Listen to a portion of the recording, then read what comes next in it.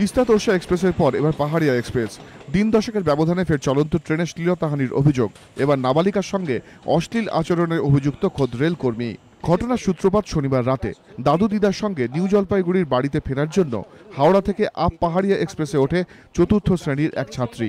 অভিযোগ, ট্রেনে নরেন রাজবংশী নামে এক রেলকর্মী বছর 9-এর ওই বালিকাকে ডেকে নিয়ে গিয়ে চলন্ত ট্রেনেই তার শ্লীলতাহানি করে।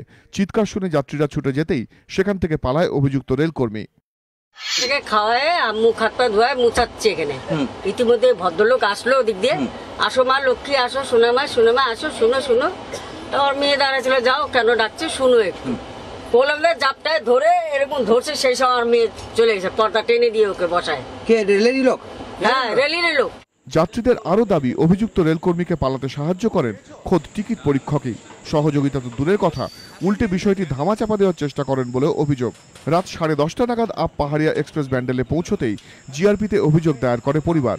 তড়িঘড়ি খবর পাঠানো হয় কাটোয়া জিআরপিতেও, কিন্তু কাটোয়া জিআরপির অভিযোগ, আরপিএফ ও রেলের অন্য কর্মীরা অভিযুক্ত রেলকর্মীকে ধরতে কোনো রকম সাহায্য করেনি। যদিও এ ব্যাপারে মুখ খুলতে নারাজ আরপিএফ। চলতি মাসের শুরুতেই চলন্ত আপ তিস্তা তোরসা এক্সপ্রেসে এক কলেজ ছাত্রীর শ্লীলতাহানির অভিযোগ ওঠে। বাধা দেওয়ায় মেরে মাথা ফাটিয়ে দেওয়া হয় সহযাত্রীর। এর দিন দশকের মধ্যেই ফের উত্তরবঙ্গগামী আরও এক ট্রেনে শ্লীলতাহানির অভিযোগ। যাত্রীদের প্রশ্ন, কেন পরিষেবার এই হাল, কোথায় যাত্রী নিরাপত্তা, কিভাবেই বা পালালেন অভিযুক্ত রেলকর্মী? প্রশ্ন অনেক, কিন্তু উত্তর নেই। রানা দাস ও সৌরভ বন্দ্যোপাধ্যায়, এবিপি আনন্দ।